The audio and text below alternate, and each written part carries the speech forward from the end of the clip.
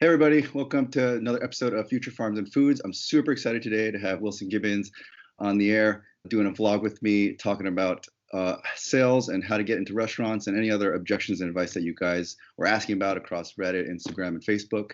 He's head of sales over at Farm.One. If you haven't heard about it, it's one of the most innovative farms in the country right now. They've got over 500 different seed varieties that they can grow. And right now they're producing over 150 different produce and microgreen varieties for some of the top Michelin star restaurants in the city. And so I'd like to welcome Wilson to the show.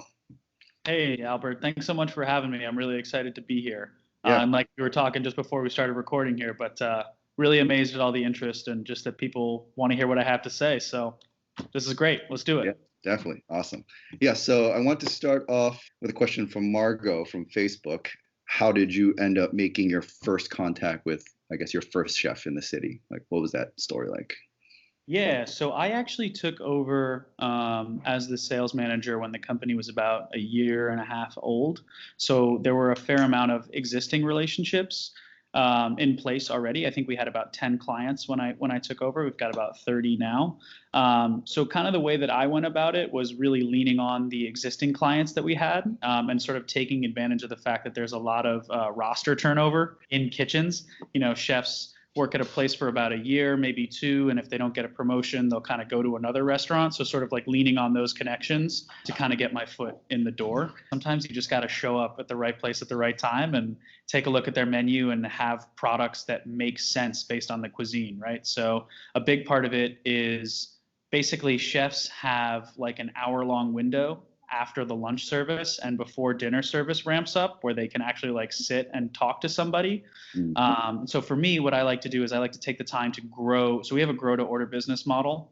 You grow the microgreens that you think would make sense for their menu after downloading the menu or taking a look on Instagram.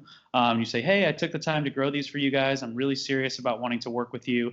I know I don't have an appointment, but I would love to just give this free product to the chef and just have him kind of ask me any questions that he might have.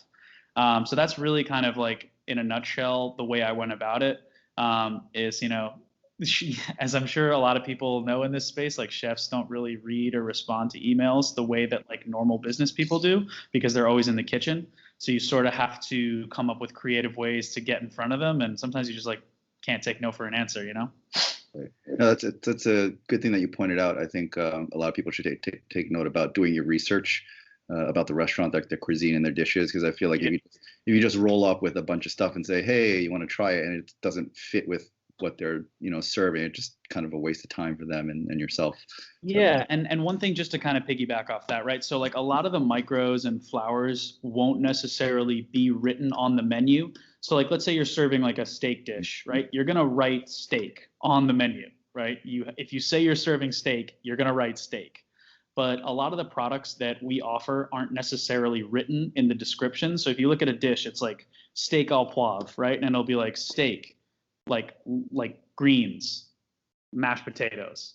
So greens, like what does that mean? So for me, you know, being the millennial that I am, you know, you go on Instagram and you see like, you got to know the products by heart, right? You got to know what micro shiso looks like, and not only what micro shiso looks like, but what certain types of shiso look like. So the difference between like Britain shiso and red shiso, and just understanding what the chefs are using before you even go in the door, because it begets competency, right? Like chefs don't have time to like educate somebody on something unless they feel like it's worth their time. So if you go in there and you act like you know what you're talking about and you did your homework, just like with any other industry, you're going to have a way better chance of just like getting someone's respect and their time and their attention, you know? It's like I said, you get this very narrow window where these people are like willing to sort of hear you out. And so doing your homework and doing the legwork beforehand is like a must. Show up at a Japanese restaurant with Japanese microgreens and act like you know about the product, they're going to be really impressed. You know, like they're like, okay, this guy knows what he's talking about, and like maybe he can not only provide me with a good product, but actually help inform my creative process. Because a lot of these chefs are sort of artisan types. You know, it's not an exact science; it's an art, right? So the more that you can do to add value to them and that relationship, so that it's not just like purely transactional, that's also really important. Oh yeah, that's a good point. And then on the flip side of that, if you do, let's say you go in, what are some of the common rejection that you've seen with the restaurants and the chefs? Yeah, so I think a lot of the common rejections are around price point. We're able to be pretty competitive from a price point standpoint, certainly for the quality of the products that we offer. But all the same, we're never going to be able to compete on price with some of the larger, more traditional suppliers. Generally speaking, farms operate, or sorry, not farms, restaurants operate on 3 to 5% margins. And so every penny and every cent that they save on food spend basically goes directly to their profit. So they really have to pick and choose their battles in terms of where they sort of splurge and where they don't. So the most common one is price. Now I would say like the other most common rejection that I get is, and this kind of leads back to just like general sort of consumer behavior, but like functionally, if a chef hasn't experienced like a pain point with their existing supplier, i.e. if like they haven't experienced a problem, they're not really going to be actively looking for a solution. So I've had meetings with certain chefs where they're like, yeah, I have like this really long-standing relationship with this supplier and like they've been really good to me. And like, so if they're happy with their current supplier, odds are like you're not going to get anything out of it. They'll listen to you if they're frustrated with their current supplier for any number of reasons. And the good news is that for a lot, well, at least for us, there is some frustration out there with some of the existing, potentially more complacent, larger suppliers. And where we're able to kind of make some inroads is, like I said, we have about 30 clients that order from us on a recurring basis. So every single account means a lot more to me and to Farm.One by extension than, let's say, like a larger company that has 500 accounts and they service restaurants and catering companies and all these. So we're really specified. And so we're able to kind of give the personal attention that chefs really value, I think, right? So you've got to kind of convince them that, like, listen, it's worth it to switch to us because it's better for the environment, because the quality is there, right? And because anytime you want, you can take the subway 20 minutes, be downtown in Tribeca, and look like you stepped into a farmer's market. Right. Is when you speak with the chef, is that something that you try to get to where you let them talk about their grievances or any pain points that they have, or do you specifically try to ask about the pain points like during Sure. Yeah, I mean, listen, if someone's going to have a pain point or a grievance, they're going to tell you about it regardless of if you ask or not. So usually the question is, oh, hey, chef, like, who's your current supplier and what kind of stuff are you using? And then they'll either say, oh, I'm using X, Y, and Z, or they'll be like, oh, I hate my supplier because they charge me a ton in shipping fees, or, oh, it's like 3 days old and it gets to my kitchen and this stuff looks really fresh, So you don't necessarily have to pry because if they're frustrated, they'll let you know about it. Chefs, as a general rule, are not the type of people to hold back. Like if they're frustrated with something, like they're gonna let you know. Which in a way is stressful, but in another way is great because you always know where you stand. Totally. Yeah. So the second question I have here is from user Upcycled Gourmet via Reddit, and he asks, how do chefs value variety versus scale and consistency? Do you have to have a lot of variety in order to tempt them to work with you? Yeah, that's interesting. All of those things matter to varying degrees. Variety is important because it's nice for chefs to be able to feel like they can one-stop shop. That's something I've heard from a lot of chefs is like, it's really nice to be able to just go to one supplier for micros, flowers, and herbs and to not have to get from 3 different suppliers because, microgreens don't exist in a vacuum, right? Like they have their produce supplier, they have their protein supplier, they have their seafood supplier, right? So they have all these different relationships that they have to maintain. So if they can kind of one-stop shop with a certain supplier and feel like they can go to them and it's quality and they don't have to like have another person in their phone or another person in their CRM that they kind of need to like maintain and update. I would say that consistency is actually more important because of what I mentioned before about how busy they don't have time to scramble at the last minute. They just need to be able to get through service, right? So consistency is incredibly important. And then the other one was scale, right? Mm-hmm. So scale is important as it pertains to price, right? Economies of scale, the more you can produce something, the cheaper it is. So scale does matter. But I guess if I were to sort of order those 3 things together, it was scale, variety, and consistency, right? Yes, correct. So if I were to kind of rank those, I would say that consistency is the most important, variety would be the second, and then scale would kind of be the icing on the cake. Because I know I mentioned the thin margin things, and that's not to say that chefs won't splurge if they really feel like a product is good. But more important than all of those things is flavor, right? Like if your product doesn't look and taste good, like you're not even getting in the door. It doesn't matter. So all this other stuff is semantical unless you have an awesome product. Do chefs make a decision? Do they have to get approval from the GM or anything? Or it's like, oh, I love this. This is like $50 a pound. I don't care. I want it kind of thing. And they'll get it. Yeah, like really, really depends on the structure of the restaurant and who you're talking to.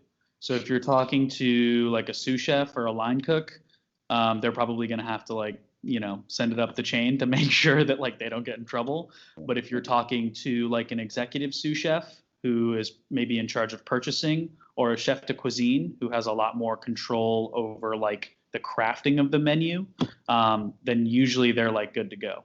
And if anything, they'll kind of send it down the chain. They're like, hey, I want to use you guys. This is what I want to use. Work it out with the purchasing guy, right?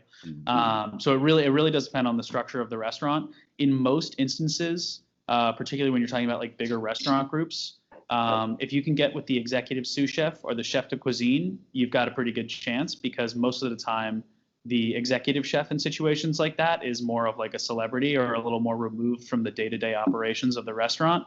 So question 3 from Frank from ACNL from Reddit asks, how important is pre-washing microgreens before delivery? Is there a preferred packaging style or method that they like?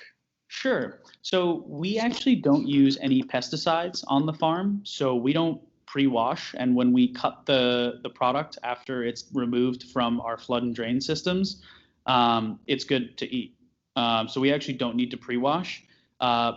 If you do use pesticides or any kind of pest control, obviously wash them, right? Like I would adhere to Department of Health guidelines there. And I think that that's sort of specific to where you live. So I can't really answer too much specifics in that regard.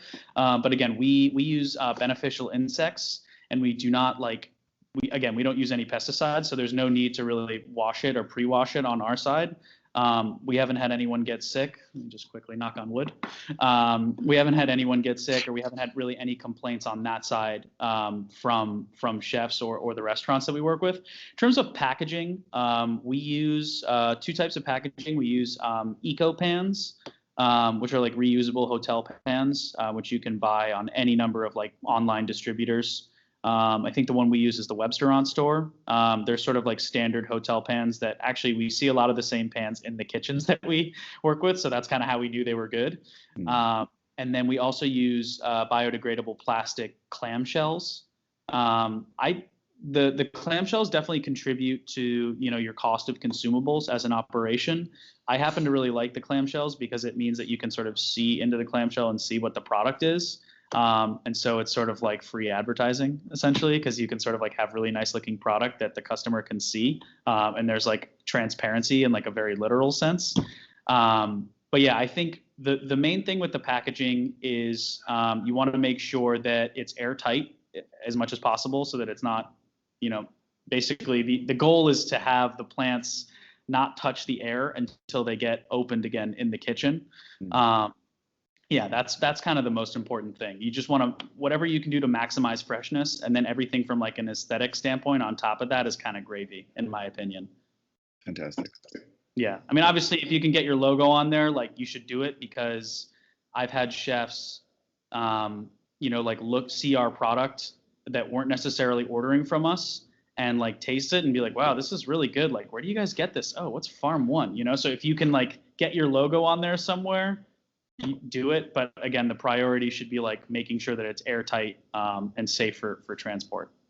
So question number 4, user Dyanna from Facebook asks, what about growing medium in kitchens?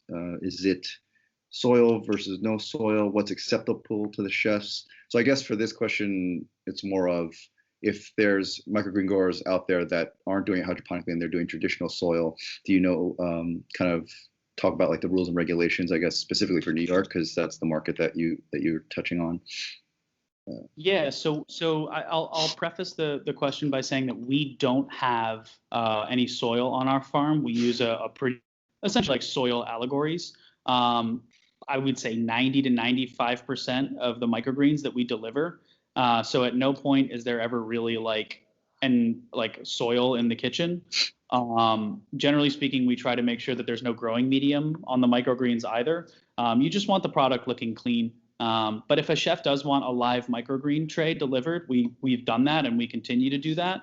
And in which case, they can sort of at their discretion, if they're asking for a live tray, like they have to expect that there's going to be a growing medium there. Yeah. So we recommend certain hydroponic growing mediums over others, and I'm not sure if I'm at the discretion to say like what we use, but generally speaking, hydroponic growing mediums can be pretty clean, so that they don't look. It's not like there's like a bunch of dirt sitting on the lettuce. You know what I mean? Mm-hmm. Question number 5. Oh, that's a good one. How did you figure out the pricing for all the products?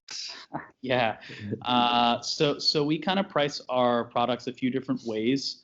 Like some other companies, we kind of sell our microgreens by like designations of surface area. So, X amount of surface area costs you a certain amount of money. And that is a function of like, all the inputs that go into it. So like the cost of the consumables, like the growing medium, things like that. And then also the cost of the seeds. Like cost of seeds can really vary depending on like the rarity of the variety and like the scarcity. So for example, like recently there's been a real scarcity of a certain type of shiso seeds. So we've had to kind of increase the pricing on certain parts of our micro shiso. And then it's kind of about figuring out how to divide between the 3 categories, right? So like flowers, we will usually sell by the piece.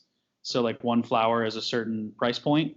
And so that's really helpful because a lot of pastry chefs buy flowers and they have a really good idea of like exactly how many they need, right? So it's like I put 3 flowers on this dish and I sell X amount of this dish. Okay, so I need this many flowers per week.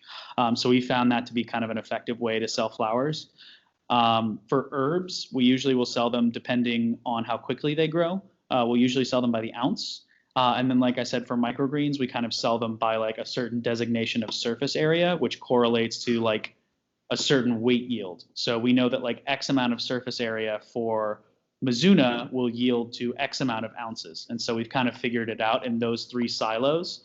And depending on like the variety that people are selling, like I would kind of encourage you to be specific in terms of how you sell those things. So not necessarily trying to fit everything in like a one size fits all bucket, but understanding that like the grow patterns for certain plants and herbs are going to be different. And so you should sort of price them accordingly. And yeah, we found that for the most part, most other suppliers would sell microgreens by the ounce and kind of do a more uniform pricing structure. But because our facility is a little bit smaller, we sort of figured that kind of figuring things out by spatial allocation kind of made more sense.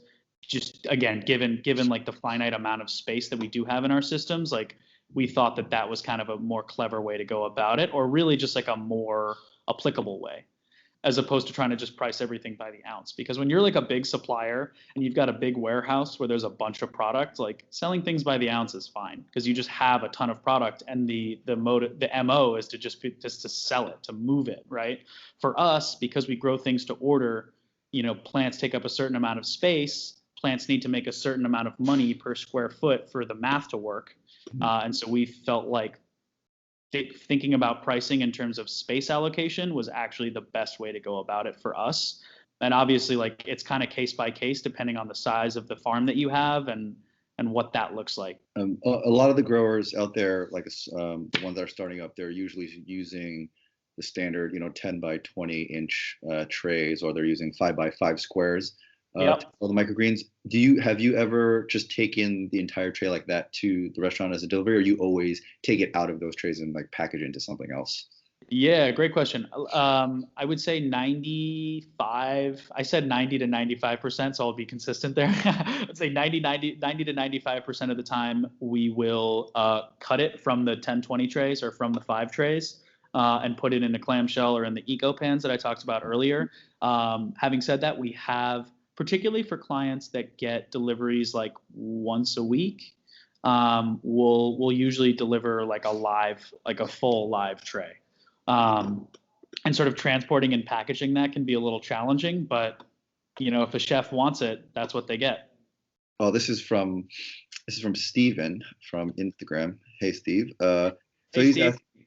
Everyone typically goes after restaurants when you're in the microgreen space. That's kind of, I feel, the first go-to. What do you think about targeting places where people need it the most, like retirement homes and hospitals?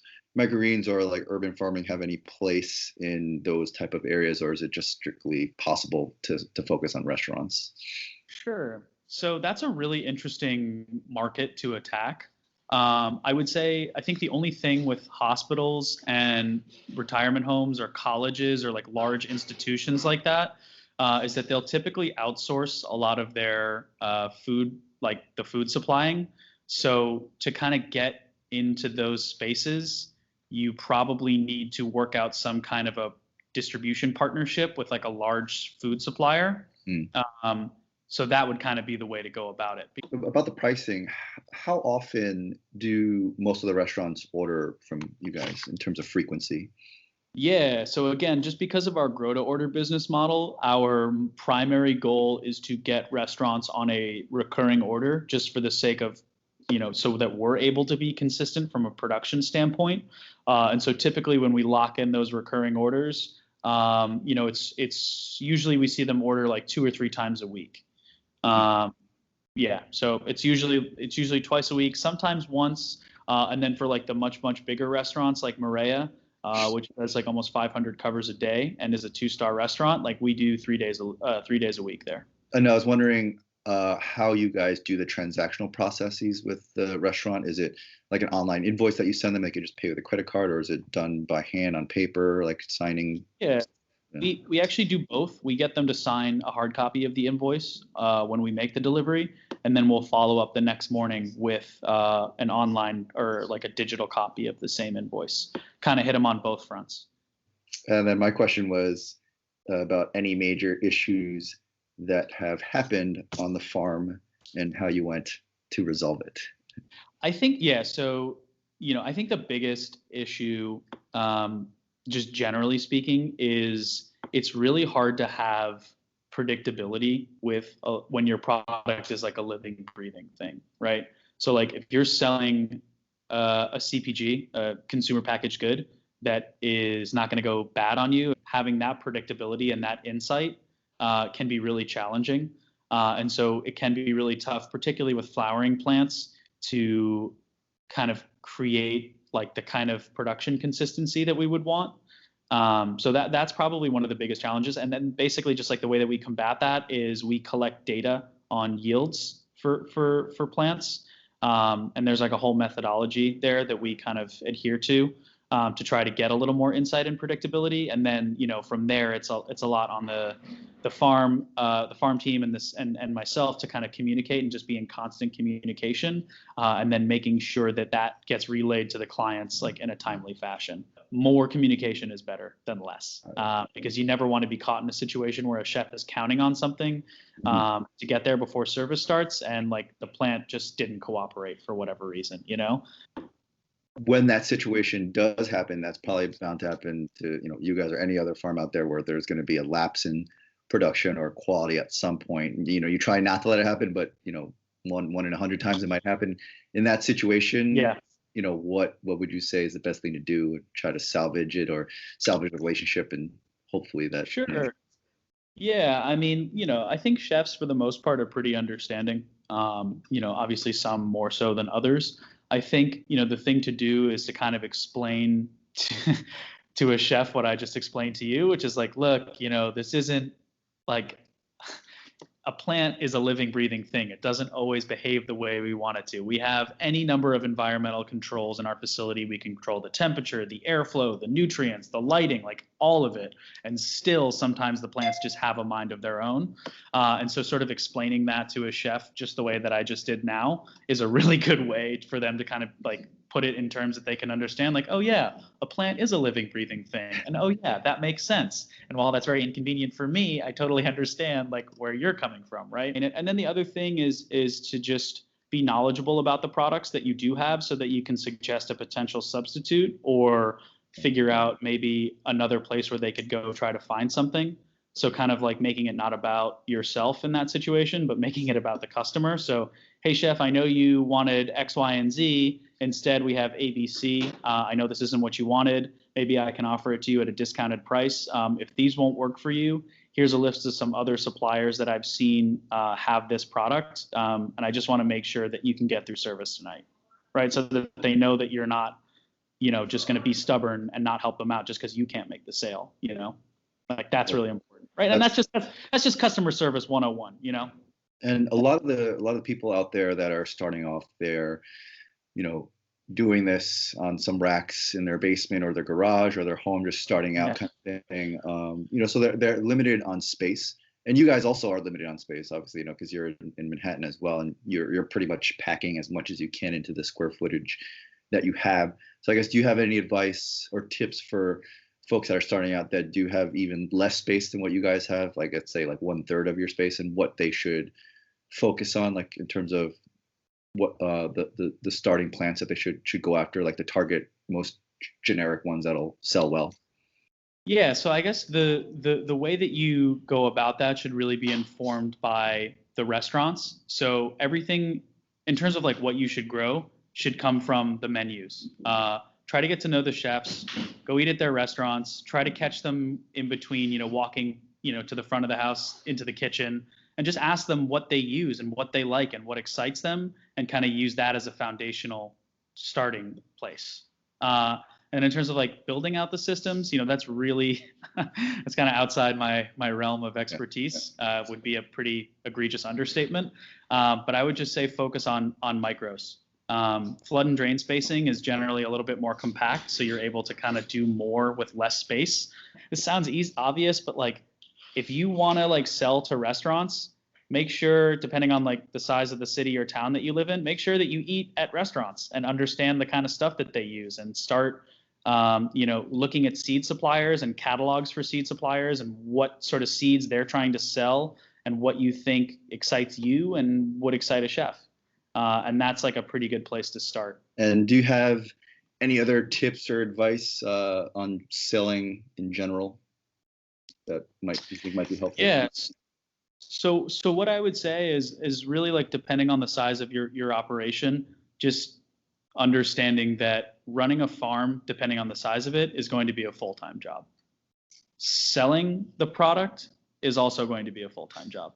So just understanding that there is, like, even within something as specific as microgreens and sort of hydroponics, like there is like specialization of labor even within that space. Mm-hmm. And, realistically, like I said, depending on the scale, you're probably not going to be able to do it all on your own.